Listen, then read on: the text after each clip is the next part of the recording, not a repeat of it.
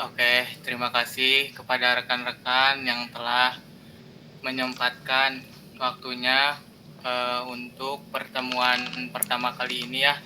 Kami mengucapkan banyak terima kasih kepada rekan-rekan yang telah bisa mengikuti pertemuan kelas web ini. Semoga kalian bisa mengikutinya dengan baik ya, dan bisa dipahami materi-materinya. Mungkin di sini saya tidak banyak berbicara. Oke, nanti penyampaian selanjutnya akan dilangsungkan oleh mentor dari Digital Code kepada saudara Dihak. Kami persilahkan. Oke, suara saya aman ya. Terima kasih buat Bang Dika yang udah memberikan waktunya. Sebelumnya saya mau ngasih info sedikit. Tadi tuh sebenarnya rencananya mentornya bukan saya, cuman berhubung mentornya tidak bisa, jadi saya handle. Jadi nanti materinya nggak akan tertata dengan rapih lah gitu kan, karena saya juga belum menyiapkan. Oke, Bismillahirrahmanirrahim. Yang mau on cam biar kerasa belajarnya. Yang nggak bisa on cam ya nggak apa-apa. Oke, kita mulai dari mana ya? Aku share screen deh ya.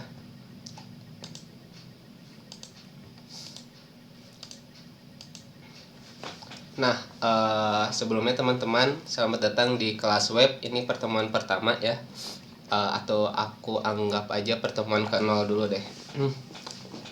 Oke, jadi nanti di kelas web developer ini, nanti targetnya teman-teman bisa bikin project, bisa bikin web yang nanti web itu bisa teman-teman bagikan ke orang lain. Jadi misalnya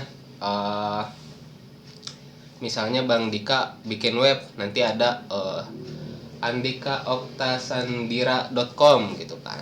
Nah, targetnya seperti itu. Jadi nanti teman-teman bisa bikin web sendiri. Nah, di sini teman-teman bisa buka roadmap.sh. Roadmap.sh ini nanti peta-peta buat cara menjadi programmer berdasarkan role yang ada. Nah, di sini ada banyak, ada front end, ada back end, ada DevOps, ada Android, ada DBA, ada blockchain dan lain-lain. Nah, kalau di web developer ada 2 role yang bakal kita pakai. Yang pertama adalah front end, yang kedua adalah back end.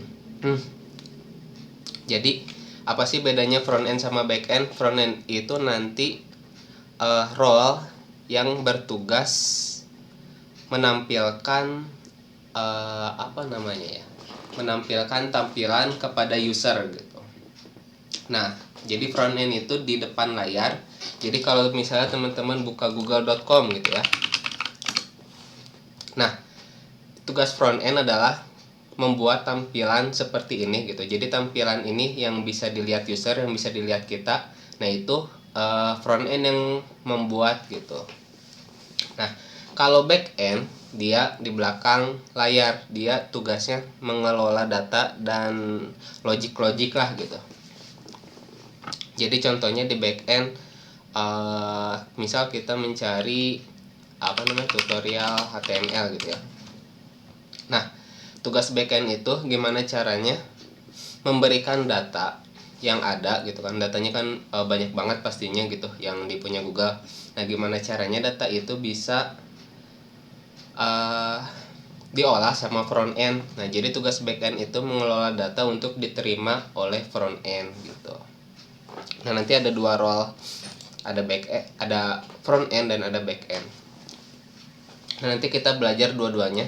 Cuman nanti buat pertama mungkin kita belajar front end dulu biar nanti kita bisa pamer project lah gitu. Kalau back end kan di belakang layar kita nggak bisa mamerin apa-apa tuh, nggak bisa ada tampilannya. Nah, kalau front end ada tampilannya. Jadi nanti teman-teman step pertamanya belajar front end dulu, baru nanti ke back end gitu biar paham. Yang back end juga sebenarnya bisa sih langsung tanpa belajar front end, cuman dia nanti bakal kurang paham gimana caranya ngolah data yang baik untuk front end itu seperti apa gitu, karena dia belum pernah jadi front end gitu. Nah, kalau teman-teman udah pernah jadi front end, nanti jadi back end juga enak. Seperti itu. Nah, front end. Nah, di sini ada front. Kita mulai dari front end dulu. Step by step with to becoming a modern front end developer. Nah, step by step gimana caranya menjadi modern front end developer di tahun 2022. Nah, di sini udah up to date ya petanya. Jadi di sini tuh ada alurnya kalau kita belajar web, jadi kita nggak loncat-loncat, nggak ngasal gitu. Nah, di sini ada step by stepnya. Step pertama mengenal apa itu internet itu apa, gimana cara kerjanya gitu kan. Terus belajar HTML, CSS, JavaScript. Nah, ini 3 poin ini wajib untuk kita pelajari ketika kita menjadi front end. Nah, di sini ada version control system, ada web security, package manager. Wah, masih banyak lah. Ini kalau udah deep ya, udah front end-nya udah dalam. Cuman sebenarnya kalau dasar cukup 3 ini. Dengan ketiga poin ini sebenarnya kita udah bisa bikin web sendiri gitu. Nah, sebelum saya lanjut, ada yang mau bertanya nggak sampai sini? Izin bertanya nggak? Mangga. Untuk kan di sini kita bakal buat project ya. Betul. Untuk sekitar untuk projectnya tuh berapa waktu sih untuk dipresentasiinnya? Kalau project dipresentasikan atau gimana kalau hasil project kita? Project nanti nggak perlu dipresentasiin sih sebenarnya, cuma nanti mungkin perlu dipresentasiin tuh. Bentar, aku kurang tahu sih nanti alur buat yang project gimana. Bentar.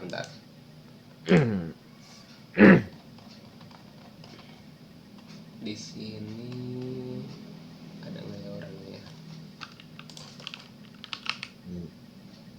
Nah, nanti project detailnya diinfoin aja ya. Buat sementara gambaran nanti project itu teman-teman bikin webnya sederhana, bisa bisa diterima user gitu. Nah, buat masalah nanti juga aku masih belum tahu nanti status projectnya itu bakal tim atau sendiri-sendiri gitu. Cuman nanti kemungkinan besarnya sih sendiri-sendiri, cuman nanti nunggu info aja lah kalau buat project.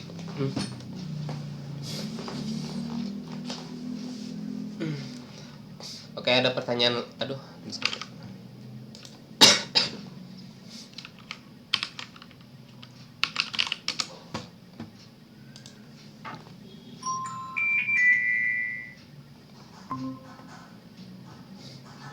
Sorry, tadi disconnect.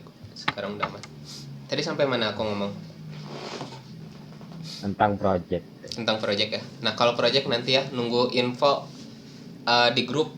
Soalnya saya juga kurang tahu buat nanti teknis projectnya.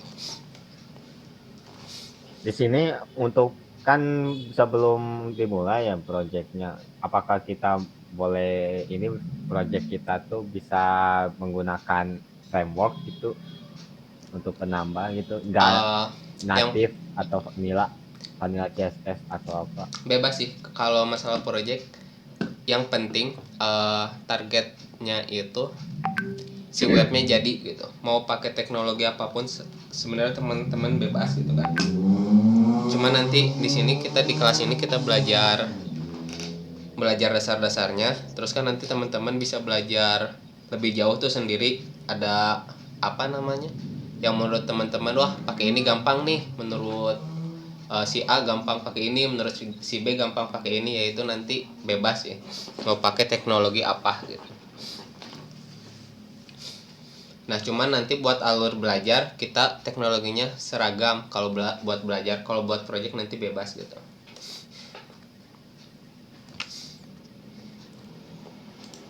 Oke, ada pertanyaan lagi?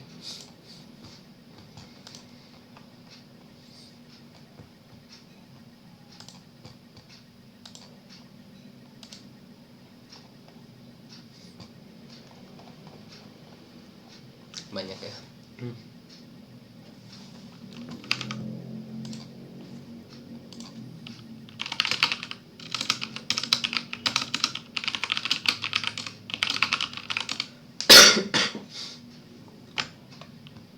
Oke, kalau nggak ada pertanyaan saya lanjut aja ya.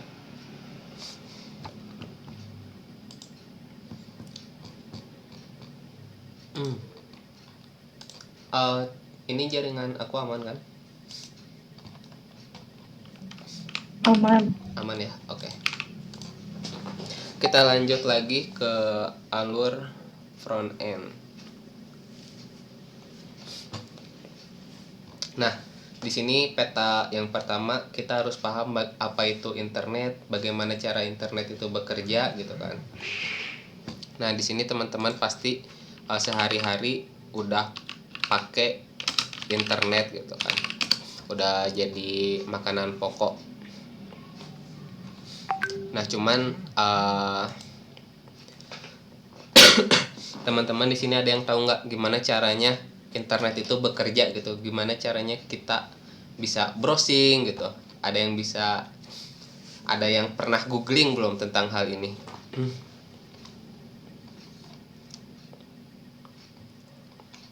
Jadi internet itu nah, gimana cara internet bekerja? Internet adalah global network dari komputer yang terkoneksi satu sama lain, yang komunikasi melalui protokol yang ada gitu. Di sini kalau kita lihat di sini ada referensinya, penjelasan tentang internet. Dan di sini teman-teman bisa baca, cuman di sini bahasa Inggris ya. Nah, di sini internet. Jadi internet itu ibaratnya kalau dulu itu kan nggak ada yang namanya domain gitu kan. Dulu tuh kalau kita buka google.com gitu kan. Dulu tuh nggak kayak gini. Dulu tuh pakainya IP address. Nah, IP address tuh kalau Google bisa 8.8.8 gitu. Nah, ini tuh IP addressnya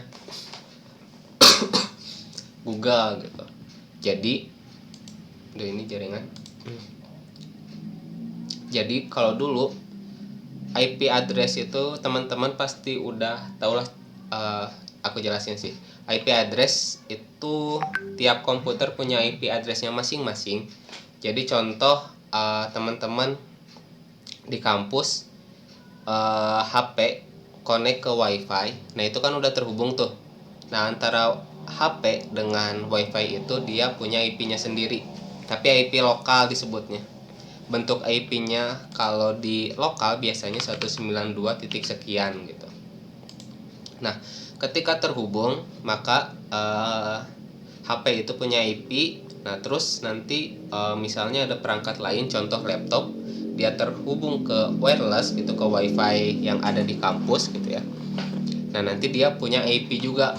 Contoh misalnya di sini aku buka contohnya deh langsung. Nah, di sini WiFi di rumah saya.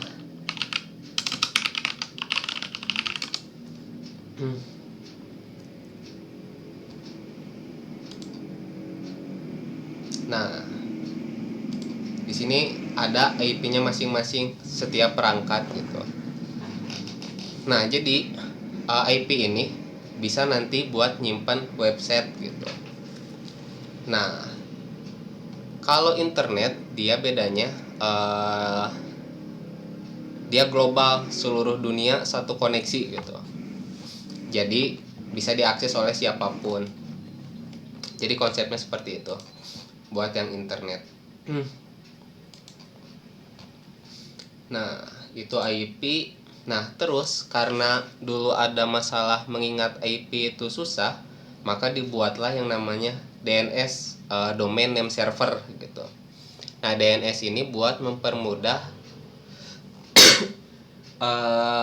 kita nggak perlu lagi nulis IP address.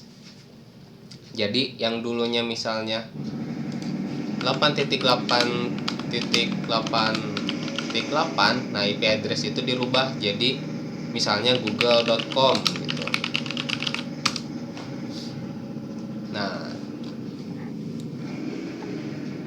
Nah sampai di sini paham nggak atau ada yang mau ditanyain?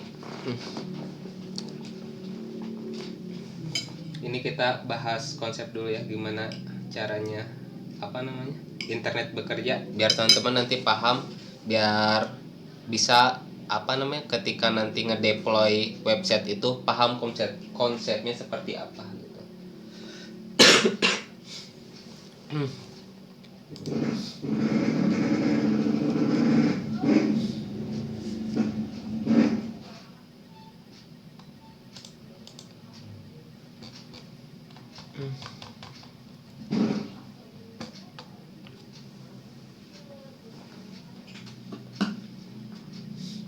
Aku sambil minum ya.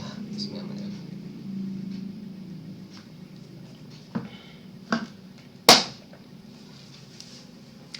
Oke, kalau nggak ada pertanyaan lanjut. Coba deh aku cek di sini.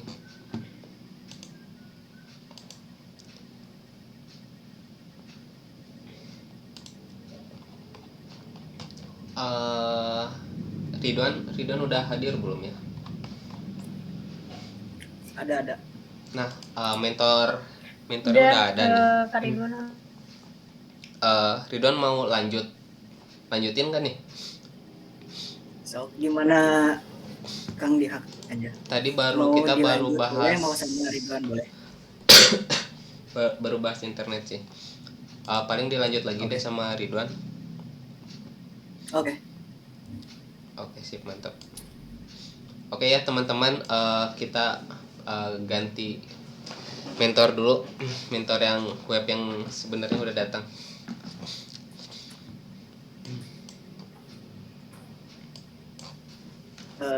Baik, Bismillahirrahmanirrahim. Saya mulai lagi ya. Assalamualaikum warahmatullahi wabarakatuh.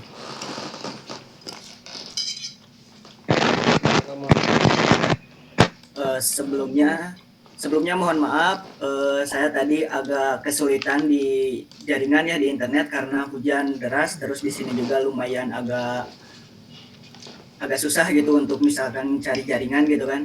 Jadi tadi agak telat banget masuknya.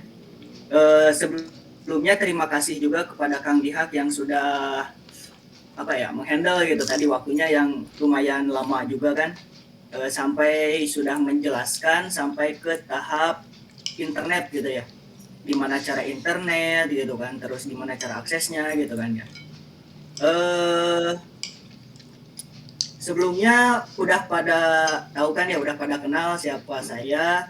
Nama saya Ridwan Andriansah, yang kemarin pas meet and greet itu udah pada tahu kan ya.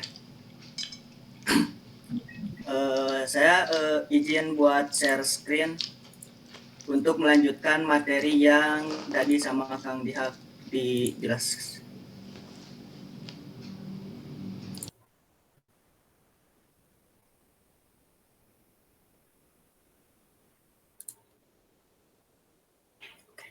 Udah pada kelihatan belum?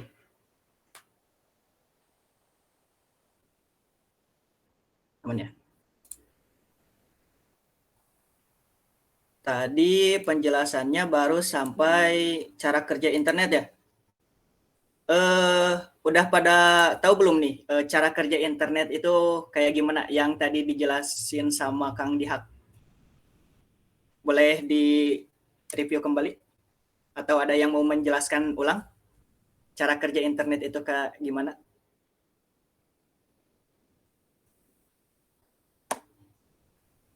Oh, udah paham semuanya? Paham ya?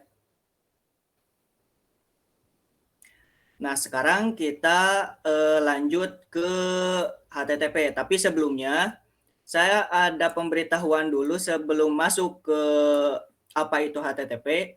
Nah, di sini kan udah kelihatan kan di layar teman-teman masing-masing ada checklist yang berwarna ungu. Ada checklist warna ungu, terus ada juga di sini checklist yang berwarna abu. Ada 1, 2 tuh. Mungkin di bawahnya ada juga checklist yang warna hijau. Nah, itu ada penjelasannya di atas ini nih. Kalau misalkan checklistnya itu warna ungu, jadi itu tuh personal recommendation. Jadi itu tuh kayak kita itu wajib tahu gitu. Jadi tiap-tiap orang itu harus mengetahui gitu tentang misalkan yang di checklist ungu ini ada tentang internet, tentang HTTP, tentang browser, gimana cara kerjanya browser, DNS, dan lain-lain gitu. Nah, itu wajib tahu untuk front end, untuk front end maupun back end gitu sebetulnya. Jadi di front end ini harus wajib tahu apa itu internet dan yang lain-lain. Nah, ditandain dengan checklist warna ungu ini. Nah, terus ada juga checklist di sini warna hijau. Nah, kalau misalkan checklist warna hijau itu tuh alternatif atau pilihan gitu. Misalkan nih, kalau misalkan dari framework, misalkan dari front end-nya itu ada yang namanya Bootstrap CSS, ada yang namanya Tailwind CSS. Nah, itu kita bisa pilih salah satunya, alternatifnya mau pakai apa gitu. Nah, itu untuk checklist warna hijau. Nah, kalau misalkan satu lagi, ini warna abu-abu. Nah, kalau misalkan warna abu-abu ini, order in roadmap note. Oh, jadi ini bisa dipelajari kapan aja gitu. Jadi kalau misalkan warna abu-abu ini tuh, kita pelajari itu, tapi bisa kapan aja untuk mempelajarinya. Nggak harus waktu itu juga, atau nggak harus pas belajar, harus dipelajari, ya, nggak gitu. Jadi kalau misalkan checklistnya warna abu gini, berarti itu bisa dipelajari kapan saja. Nah, terus yang satu lagi yang tidak ada checklistnya itu sangat tidak direkomendasikan untuk dipelajari. Seperti itu. Paham ya semuanya ya? Untuk tanda-tandanya.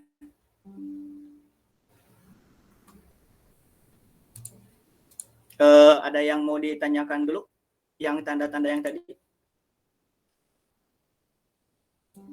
Nah, misalkan ini untuk manajemennya ada GitHub, ada GitLab, ada Bitbucket. Nah, ini GitHub itu tiap orang harus tahu gitu apa itu GitHub, tapi GitLab dan Bitbucket ini kita pilih salah satunya gitu. Kita mau pelajari GitLab-nya atau Bitbucket-nya, seperti itu. Kalau yang ini bisa dipelajari kapan saja. Nah, tapi di paling bawah di sini ada juga yang tidak perlu dipelajari sebetulnya. Jadi kita tinggal dilihat-lihat saja. Kalau misalkan mau ini bisa dilihat di roadmap.sh/frontend. Ini untuk mempelajari roadmap-nya frontend. Nah, kita lanjut ke berikutnya, itu ada apa itu HTTP. Langsung diklik. Apa itu HTTP? HTTP adalah protokol komunikasi lapisan aplikasi berbasis yang membakukan bagaimana klien dan server berkomunikasi satu sama lain. Nah, jadi HTTP ini tuh kayak jembatan buat antara klien dan server itu saling berhubungan gitu ya. Sebelumnya ada yang tahu nggak kepanjangan HTTP itu apa?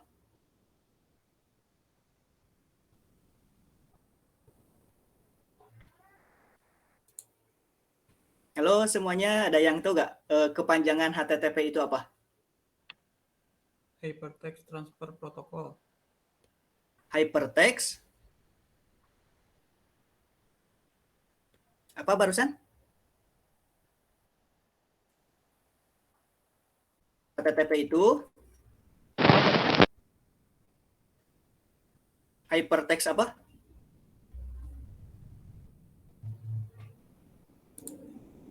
Transfer Protocol.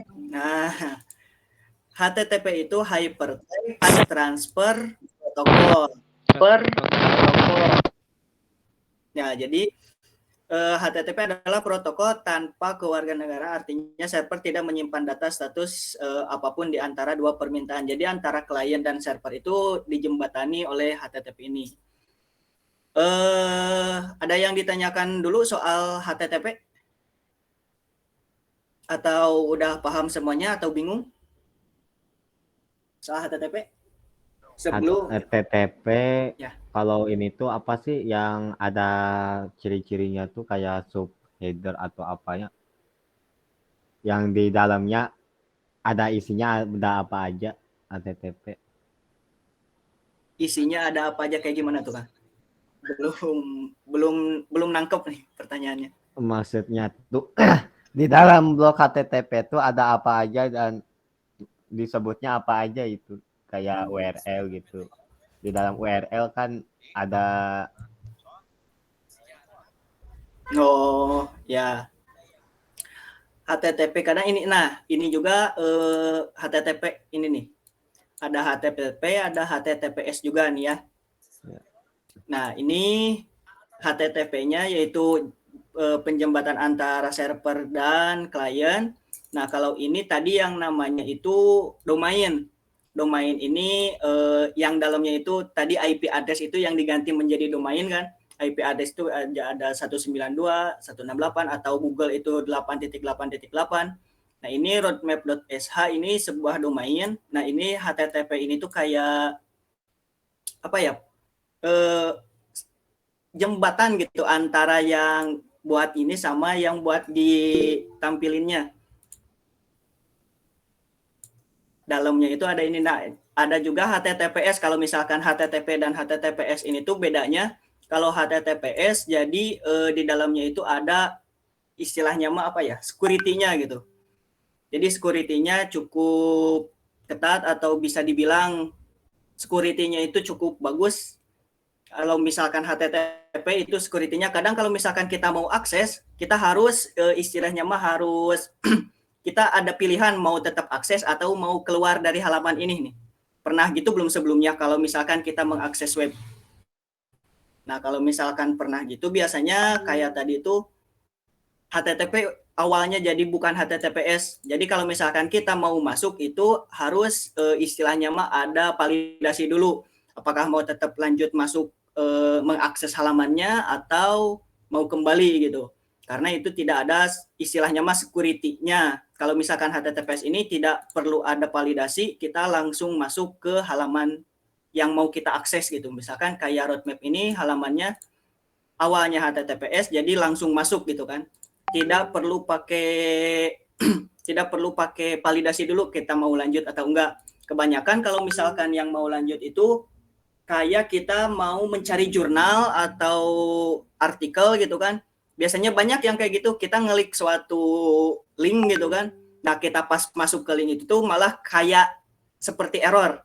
Nah, padahal itu sebuah validasi apa situs ini tuh istilahnya mah security-nya kurang kah atau apa gitu karena ininya HTTP. Nah, kita disuruh istilahnya mah mau tetap masuk atau kembali ke halaman sebelumnya gitu. Karena security-nya kurang. Kalau misalkan mau tahu lanjut soal HTTP di sini kita ada roadmap ini memberikan konten kayak apa itu HTTP kita bisa baca di sini tinggal diklik kayak ini kayak untuk menontonnya, ini untuk membaca-baca artikel atau pembahasan tentang HTTP itu. Terus ada kita nontonnya dikasih link juga. Nah, ini penjelasan yang lengkapnya apa itu HTTP. Ini rekomendasi dari roadmap yang barusan.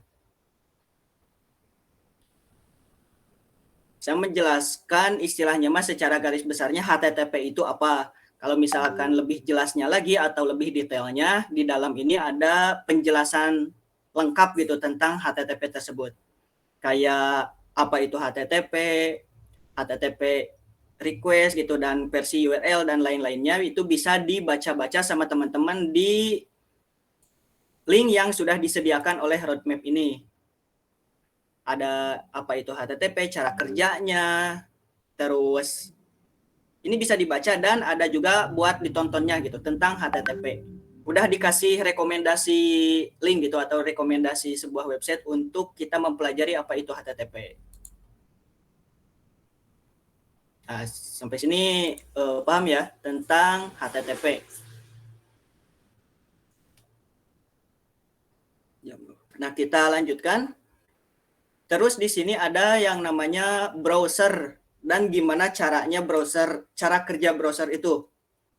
Browser atau dalam Indonesia itu disebut peramban adalah aplikasi perangkat lunak yang memungkinkan pengguna untuk mengakses dan menampilkan halaman web atau konten online lainnya melalui antarmuka pengguna grafisnya. Jadi browser ini sebuah tools atau alat atau sebuah wadah di mana alat ini tuh untuk mengakses, memungkinkan pengguna untuk mengakses. Jadi kita mau akses halaman website itu tuh lewat apa gitu. Nah, jadi untuk mengakses halaman web itu lewat browser ini. Browser ini kan banyak, ada Chrome, ada Mozilla, ada Edge, Microsoft Edge, dan Opera lah, dan banyak lain gitu kan. Nah, kalau misalkan di sini tuh secara singkatnya gini, kalau misalkan browser itu apa? Mungkin teman-teman udah pada tahu, bahkan sering pakai gitu, sering pakai Google Chrome kah, atau Mozilla kah, bahkan sekarang UC browser kah gitu kan. Itu sering pakai, mungkin kalau misalkan kita cuman taunya pakai aja gitu kan, istilahnya mah googling lah atau apa gitu kan. Nah, jadi kita nggak tahu browser itu apa. Nah, kalau misalkan di sini dijelasin browser itu seperti ini gitu. Perangkat lunak yang memungkinkan pengguna atau user itu mengakses dan menampilkan halaman web atau konten online lainnya gitu. Nah, ini bisa dibaca juga, dikasih rekomendasi link atau rekomendasi artikel, cara kerja browser, terus peranan mesin di browser itu kayak gimana. Contohnya kita buka yang pertama. Nah, gini. Gimana cara kerja browser itu, kita tinggal baca-baca. Mungkin ini ada artikelnya pakai bahasa Inggris. Kalau misalkan saya pakai bahasa Inggris, mungkin saya agak lemah gitu kan di bahasa Inggris, makanya saya pakai yang namanya ini ekstensi Google Translate.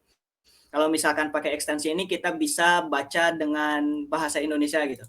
Tinggal di translate semua page yang yang kita mau baca gitu.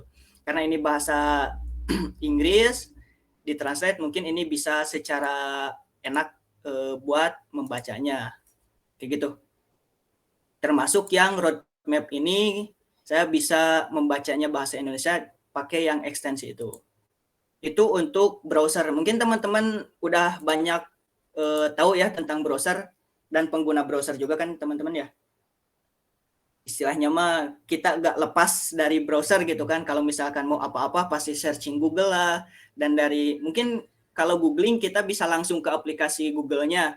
Tapi kalau misalkan mau langsung masuk ke situsnya, kadang Google juga ngerekomendasiin ke browser, entah itu ke browser bawaan dari handphone atau browser bawaan dari laptopnya. Biasanya kalau misalkan Windows itu pakai Microsoft Edge buat browsernya yang direkomendasiin. Tapi bisa juga kita atur defaultnya, entah itu pakai Mozilla atau Google Chrome atau yang lainnya. Nah, itu untuk browser gitu. Nah, itu browser itu salah satu alat untuk nanti ke depannya mengembangkan sebuah website atau belajar tentang website. Entah itu mau website atau web aplikasi. Kayak gitu. Oh ya, sebelumnya saya mau tanya, tadi sama Kang Dihak dikasih itu nggak apa itu website, apa itu web aplikasi?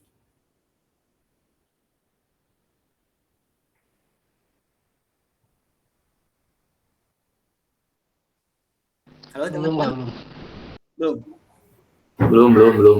Oh, jadi tadi langsung ke roadmap atau gimana? Ya, tadi langsung ke roadmap. Oke. Kelihatan ya? Nah, jadi kita sebelumnya kita harus tahu dulu apa itu website, apa itu web app atau web aplikasi. Nah, untuk website di sini sama teman-teman kebaca gak? Nah, dalam bahasa Indonesia, website adalah situs web yang berarti sebuah situs atau lokasi di dalam sebuah web. Nah, atau website juga adalah kumpulan halaman di dalam suatu domain di internet yang dapat diakses melalui browser. Nah, browser yang tadi itu kayak Google Chrome dan yang lainnya, yang bertujuan untuk menyampaikan suatu informasi kepada pengguna. Nah, pengguna itu sebagai user, misalkan kita mau akses sebuah website. Nah, website itu adalah ini pengertiannya gitu. Suatu domain di internet yang dapat diakses melalui browser dan bertujuan untuk menyampaikan suatu informasi kepada pengguna. Itu untuk website. Nah, kalau misalkan untuk web app atau web application, memungkinkan interaksi di dalamnya, kelihatan ya? Memungkinkan interaksi di dalamnya misalkan mengirim formulir, menggunakan fitur chat, pembayaran online, dan lain-lain. Contoh web app itu misalkan teman-teman ada toko e-commerce atau Shopee, Tokopedia atau apa kan? Nah, itu kebanyakan pakai di handphone kan ya? Ya. Nah, tapi kayak Shopee itu pun kita bisa akses di browser. Misalkan kita mau akses Shopee itu di internet gitu kan, shopee.com atau apa. Nah, itu bisa login di situ. Kalau misalkan di Shopee itu cuman halaman landing page atau halaman sebuah informasi, itu masuknya sebuah website. Tapi kalau misalkan kita udah mau masuk, atau misalkan kita login gitu kan sebagai akun kita, nah itu udah masuk ke yang namanya itu web app atau web aplikasi. Nah, seperti itu. Nah, terus kayak perbedaan website dan web app itu apa atau karakteristiknya itu kayak gimana? Nah, ini kebanyakan kayak gini, biasanya gini. Jadi website itu karakteristiknya pengguna hosting sesuai kebutuhan. Jadi kalau misalkan website itu kita perlu hostingnya itu nggak perlu besar-besar gitu kapasitasnya. Jadi sesuai kebutuhan aja. Misalkan biasanya cukup dalam 2 giga kah atau 3 giga, bahkan bisa beberapa MB pun gitu. Kalau misalkan website gitu kan. Kadang kan kalau misalkan web statis dalamnya itu cuma sebuah informasi dan beberapa foto gitu kan. Nah, itu tidak perlu membutuhkan storage yang cukup besar gitu kan kalau website. Beda lagi kalau misalkan dengan web apps atau web application. Biasanya menggunakan cloud hosting karena penggunaan data yang lebih besar. Cloud hosting itu kayak sebuah tempat yang kita gunakan tempat itu untuk menyimpan datanya. Karena kan kalau misalkan aplikasi itu kita pasti berhubungan dengan database. Nah, database itu bisa disimpan di situ di cloud hostingnya. Biasanya kalau misalkan buat lokal kayak database itu MySQL gitu kan. Nah, itu untuk menyimpan database-nya. Jadi kalau misalkan web app itu perlu database. Kalau misalkan web hosting biasanya apalagi kalau statis gitu kan, cuman sekedar informasi saja. Berikutnya, kalau misalkan website, konten bersifat informatif dan dapat ditampilkan baik statis maupun dinamis. Beda kalau misalkan web app, menonjolkan fitur dan interaksi yang fleksibel antara pengguna. Jadi kalau web app itu ada kayak tadi yang disebutin, ada fitur chat, ada transaksi, tapi itu di dalam sebuah web. Nah, itu masuknya ke web apps atau web application. Kalau website itu biasanya informasi saja atau bersifat statis. Ada juga yang dinamis kayak kita bisa upload kayak artikel lah atau sebuah tulisan-tulisan. Nah, itu biasanya di website aja. Kalau misalkan web app kayak yang barusan dijelasin. Terus kalau website diakses dari browser desktop maupun mobile. Itu untuk website. Beda kalau web app diakses melalui browser dan dapat digunakan lintas platform. Nah, jadi kalau misalkan website itu bisa diaksesnya itu di handphone atau di browser desktop gitu, di laptop atau di PC gitu kan. Tapi kalau web app ini diakses melalui browser dan dapat digunakan lintas platform. Jadi lintas platform itu bisa dibilang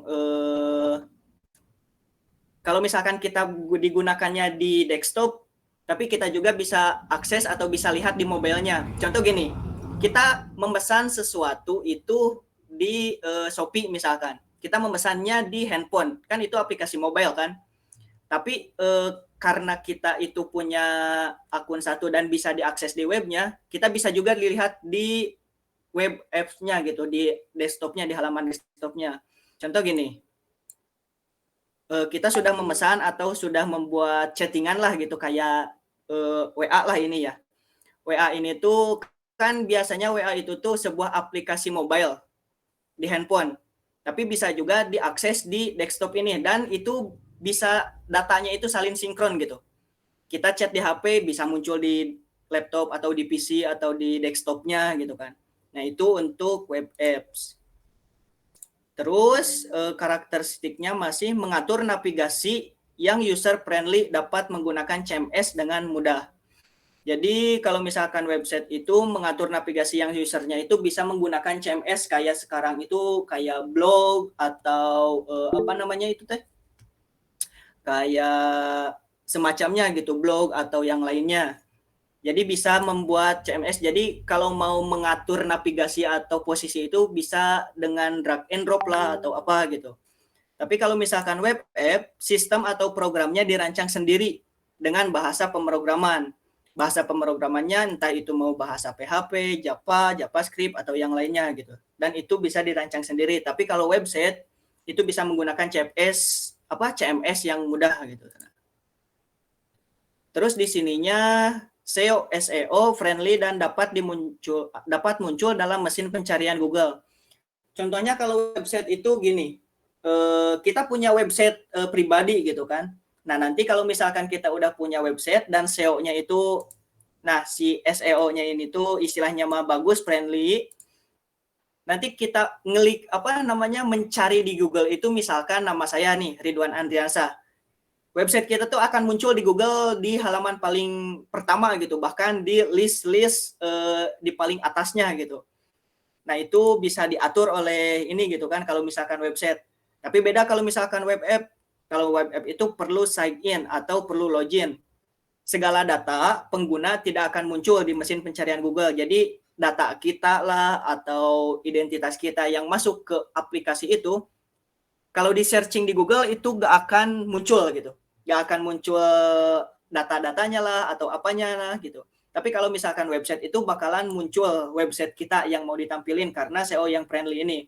Kalau web app itu gak bisa. Jadi yang muncul itu ya yang lain gitu. Kalau misalkan web app, karena kalau misalkan kita mau akses web aplikasi yang ini tuh kita harus login terlebih dahulu. Nah, yang terakhir ada berupa kumpulan halaman yang dapat diakses, itu untuk website. Kalau misalkan untuk web app-nya berupa aplikasi tetapi tidak perlu di-download. Nah, jadi kalau misalkan aplikasi web itu tuh sebuah aplikasi yang kompleks gitu kan, tapi kita tidak perlu mendownload aplikasinya. Jadi cukup mengakses halaman di URL-nya aja misalkan, atau domainnya sajalah, atau misalkan kita kalau tahu mah bisa akses IP address-nya lah. Nah, itu untuk web aplikasi gitu. Meskipun namanya aplikasi, itu tidak perlu di-download di perangkatnya. Karena itu bisa diakses di browser. Di browser yang kita pakai. Nah, seperti itu.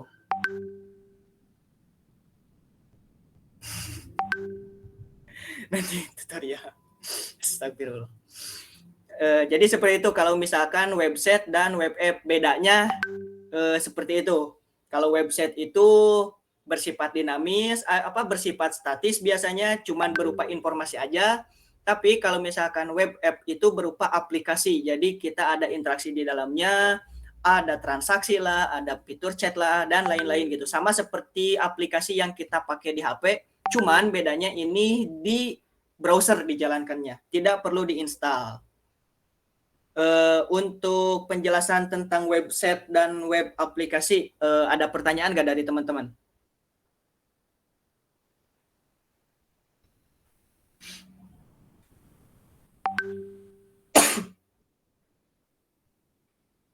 Udah paham semuanya atau bingung nih tentang web apps atau web application?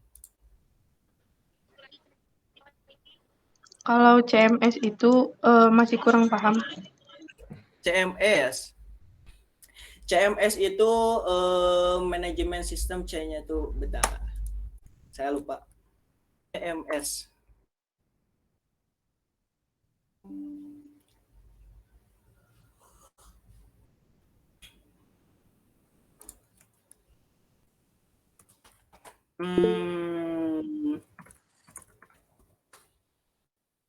CMS. Content Management System, CMS. Nah, jadi CMS itu tuh kayak content management systemnya itu kayak yang barusan kita membuat artikel kayak WordPress atau Blogger itu kan kita buat artikelnya itu bisa langsung di dalamnya gitu kan. Sebelumnya ada yang pernah bermain blog, bikin tulisan gitu kan, bikin artikel di blog. Ada yang pernah kayak gitu gak? Dulu pernah sekali-sekali iseng aja. Nah, dulu pernah ya. Nah, kalau misalkan yang pernah kan itu bikin artikel atau tulisan itu kita login ke blognya kan. Nah, di situ kita bisa nulis sesuatu, nulis artikel lah, nulis informasi atau apalah. Nah, setelah kita dipublikasikan, itu udah otomatis langsung terlihat di websitenya. Betul nggak? Nah, kalau itu CMS-nya seperti itu. Kalau misalkan website itu bisa diatur seperti itu. Tapi kalau misalkan buat web apps itu atau web aplikasi itu sistemnya itu dirancang sendiri gitu. Jadi kan kalau misalkan blog itu ya kita mau nulis artikel ya sesuai sama alur yang si blog itu, atau WordPress ya kita bikin sesuatunya itu kayak ya udah gitu ikutin alurnya si WordPress itu gitu. Tapi kalau web aplikasi sistemnya itu kita bisa rancang sendiri dengan bahasa pemrograman yang kita mau, entah itu pakai yang lain atau PHP lah atau JavaScript lah, bahkan bisa juga pakai framework yang lain gitu. Itu sangat memungkinkan apa yang kita mau. Misalkan saya mau bikin artikel tapi pas input artikelnya pengen pakai gimana lah atau apa gitu, nah itu bisa dirancang sendiri kalau web app. Tapi kalau website kayak bikin di blog gitu kan ya kita bikin artikelnya ikutin fitur-fitur yang ada di blog itu gitu, nggak bisa kemauan sendiri gitu. Nah seperti itu untuk CMS-nya yang barusan gitu. 10 menit Waktunya lagi, Kak. 10 menit lagi ya. Ya. Ini sekarang Google Meet itu di limit ya 1 jam kalau nggak salah ya. Ya, Ya, betul Kak. Iya, kayak gitu. Itu untuk pengertian website dan web aplikasi. Kita kembali ke roadmap yang tadi. Roadmap front end. Nah, yang untuk awal-awal kita pasti belajar tentang front end. Karena apa? Karena bisa dibilang kita belajar tuh ada hasil yang dilihatnya gitu. Kalau back end kan nggak terlihatan tuh hasilnya itu kayak gimana, cuman sekedar data gitu kan. Tapi kalau misalkan front end kita kelihatan hasilnya apa gitu. Karena yang front end itu kan user interface-nya gitu. Jadi kelihatan sama kita hasilnya itu kayak gimana. Nulis A ya kelihatan A gitu kan. Nulis B kelihatan B gitu kan. Hasilnya udah langsung kelihatan. Tapi kalau misalkan back end kita pasti berkecimpung dengan yang namanya hitung-hitungan lah, logika lah. Itu untuk back end. Tapi kalau front end itu pasti kayak bisa dibilang ngedesain lah, tapi ngedesain pakai script atau pakai coding gitu. Ini ada penjelasannya 3 lagi, saya jelasin secara singkat aja. Domain name system atau DNS. Domain name system atau penghubung ya internet human access informasi. Nah, ini DNS ini kayak yang tadi kayak yang sama Kang Dihak dijelasin. Yang awalnya kan yang namanya itu kita mengakses sebuah halaman itu pakai yang namanya IP address. Nah, karena kalau misalkan pakai IP address itu ya bisa dibilang sulit diingat. Kita pasti lupa gitu mau akses halaman A gitu, terus aksesnya pakai IP address itu sangat kecil kemungkinan untuk bisa ingat gitu banyak halaman. Nah, caranya itu pakai DNS atau pakai domain name yang tadi, pakai domain. Kayak Google kan 8.8.8 jadi google.com gitu kan. Nah, kayak itu. Ini domain name kayak yang tadi udah dijelasin sama Kang Diha. Dan ini ada yang namanya itu hosting. Web hosting. Hosting itu bisa dibilang apanya ya? Sebuah rumah. Sebuah rumah. Jadi kalau misalkan gini, IP address kan sebuah alamat. Alamat itu misalkan ada di Jalan A, Blok A misalkan. Nah, di Jalan A, Blok A itu teh ada apa? Nah, ini sebuah rumahnya atau hostingnya. Hosting ini tuh tempat menyimpan kita kode atau skripnya. Jadi hosting itu bisa dibilang sebuah tempat atau sebuah rumah yang di dalamnya itu kita bisa menyimpan sebuah kode atau skrip, entah itu website atau web aplikasi. Hosting itu seperti itu. Secara singkatnya gini, IP address itu sebuah alamat. Kita bisa mengakses alamat itu. Setelah kita ketahuan atau setelah kita tahu, kita sampai ke alamat itu, di alamat itu ada apa? Nah, di alamat itu ada yang namanya rumah atau hosting. Nah, hosting ini tuh tempat untuk yang namanya itu menyimpan entah itu kode atau sebuah website atau web app itu. Itu namanya hosting. Gitu. Kalau misalkan mau ini nggak ada rekomendasi membaca atau belajar tentang hosting, tapi ada rekomendasinya menonton. Apa itu hosting gitu kan.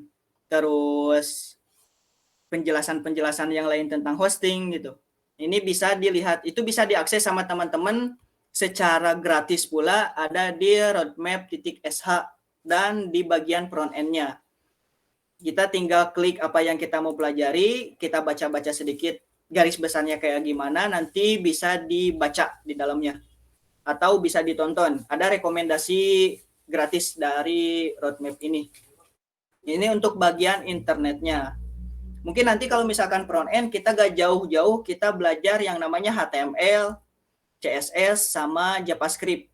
Mungkin di pertemuan berikutnya kita bisa belajar HTML, CSS, atau JavaScript ini. Nah, untuk pertemuan sekarang mungkin pengenalannya dulu, entah dari mulai browser, dari mulai internet, dari mulai DNS, kan yang tadi sama Kang Dihak udah dijelasin di awal. Gitu.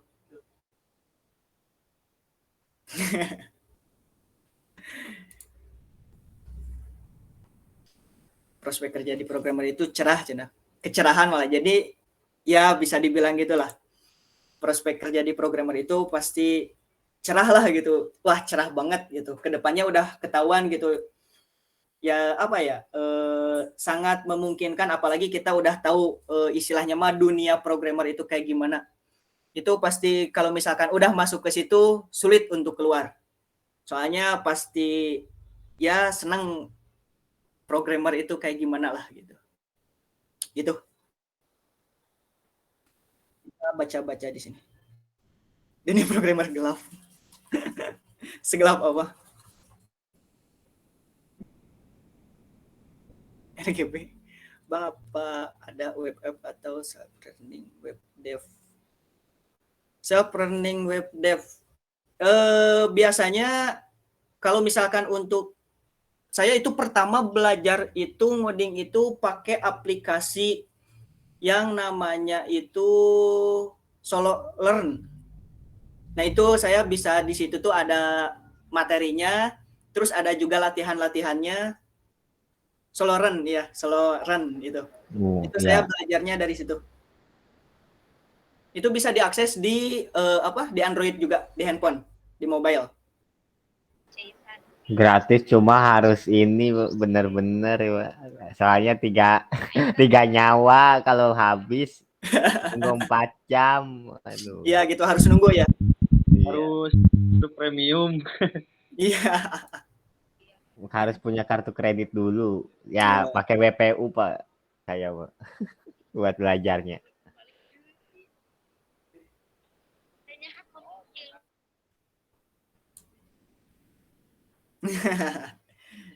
Ini apa? Dapat tutorial nembak cewek pakai website. Itu sering, sekarang lagi rame tuh. Kita bikin website di halamannya itu, mau gak jadi pacarku atau mau gak gitu deket sama aku. Kita pas ngelik tidak itu, buttonnya itu malah lari-lari kemana gak bisa diklik gitu. Pas klik ya itu malah wah gitu. Jadi sangat kecil kemungkinan untuk ditolak. Nah, sebetulnya kalau misalkan buat belajar website itu banyak apa ya, banyak rekomendasi kayak channel YouTube-nya, ya betul tuh. Ada WPU, W3 School, bahkan sekarang mah kayak apa, petani kode lah, atau bahkan sekarang mah di apa namanya, software host kayak yang sedia apa namanya buat beli hosting atau itu udah nyediain kayak artikel-artikel tentang website sekarang. Udah banyak kalau misalkan kita mau belajar dan mau explore tentang programmer.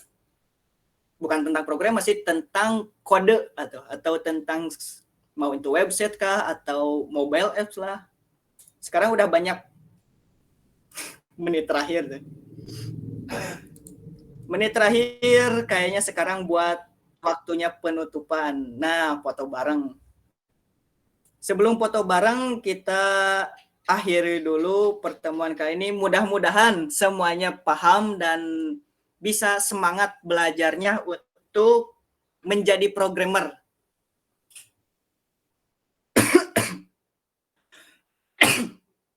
Min. Mungkin dari saya cukup sekian. Sebelum ditutup boleh atau mau foto bareng dulu atau apa?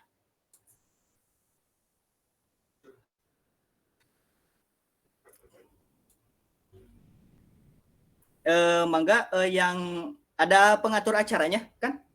Atau langsung?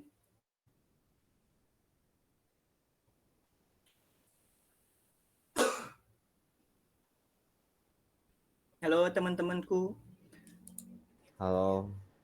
Ini tadi pas dibuka sama ada moderatornya atau MC-nya atau langsung dibuka begitu aja? Ada. Ya, akan segera berakhir tuh katanya. So, kalau misalkan ini kita dokumentasi terlebih dahulu.